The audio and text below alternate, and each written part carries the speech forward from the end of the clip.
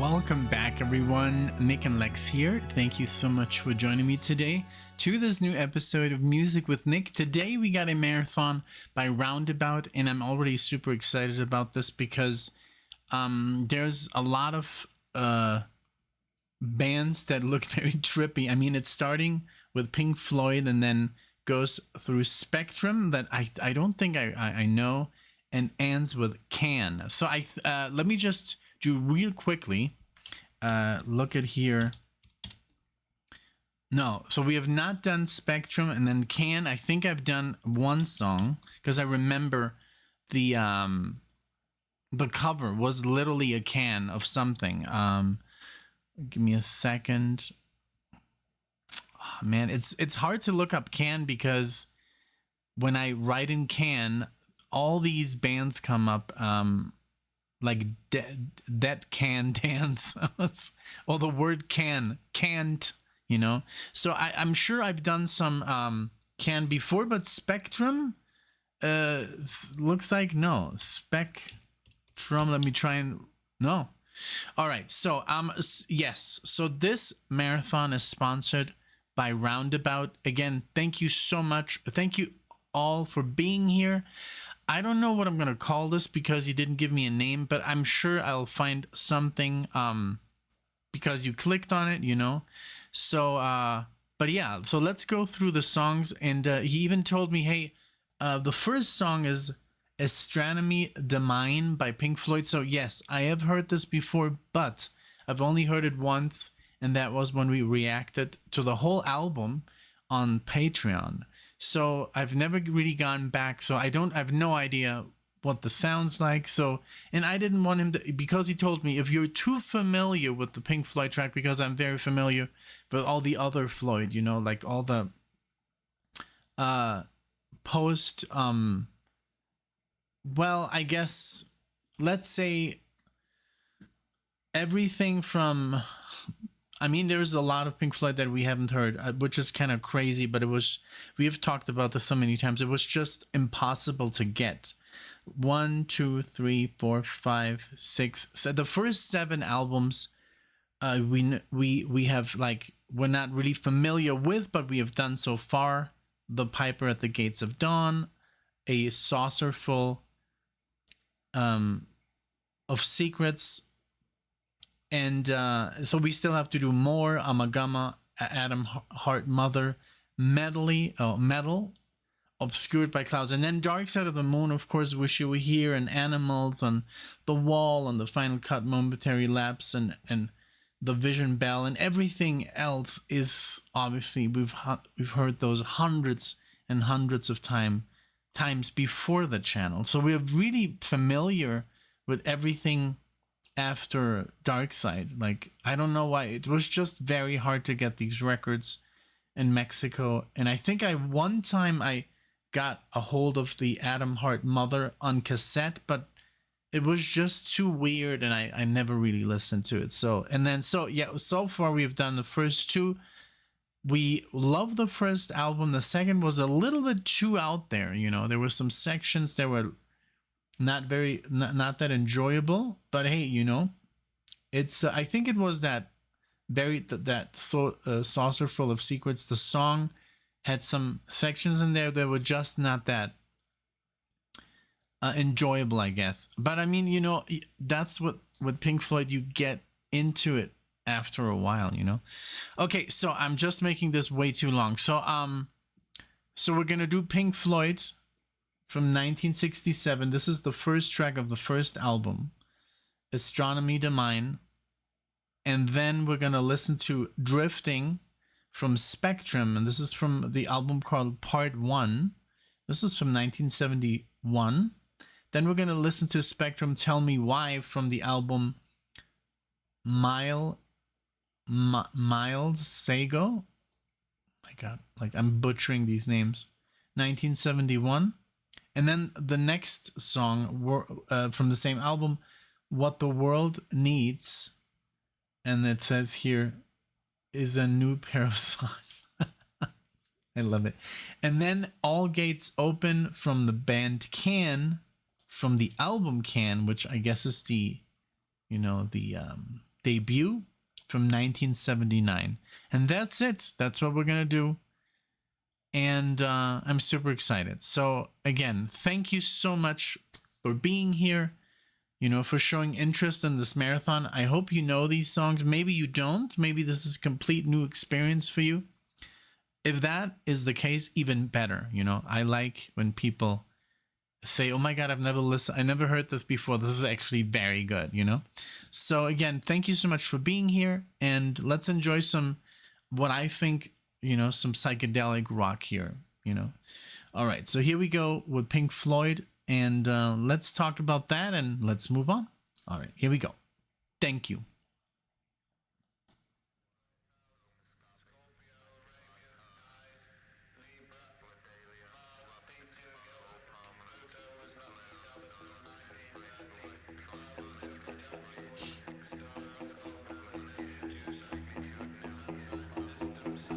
The one that started it all.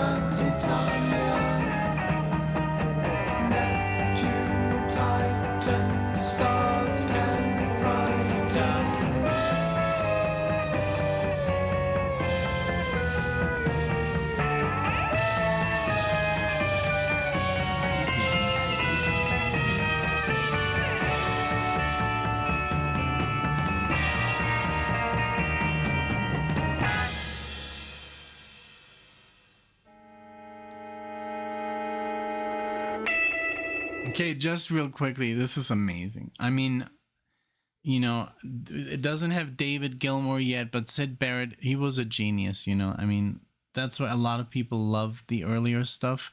It's, I guess, just this album, and the second album, that's where Dave already joined in, and then that's when Syd Barrett left, just the start, that Nick Mason is such an incredible drummer, and Roger here is playing really, really uniquely, and then the whole vibe of this is so different from the later stuff, but it's so good. It's really different. It has a little bit of Iron Butterfly, a little bit of the Doors, but it's Pink Floyd. It has its own, sound. They were so good right off the bat, right off the beginning. It's really, it's a different style, but it's so effective,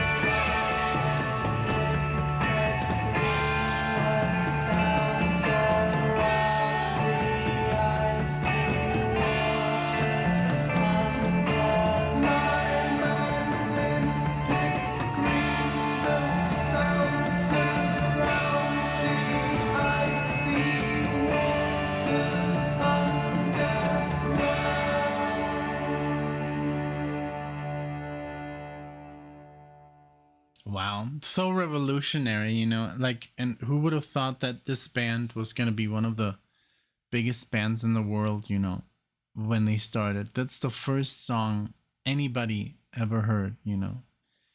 And like, oh, have you heard that Pink Floyd, you know, that band? Wow. And then, I mean, 3 years. In 3 years, they recorded pretty much, like, it took him 5 years to get to Dark Side of the Moon. I mean, imagine all that. There's so much going on because 68, 69, 2 albums in 69, 70, you know. So so 3 years after they debuted, they'd already 5 albums. That is a lot of output, you know, a lot of musical, you know, creativity. And then Metal and Obscured by Clouds, and then Dark Side of the Moon. I mean, and that was just on a different, like, every time I listen to Dark Side of the Moon, it just blows my mind, you know, how good it is.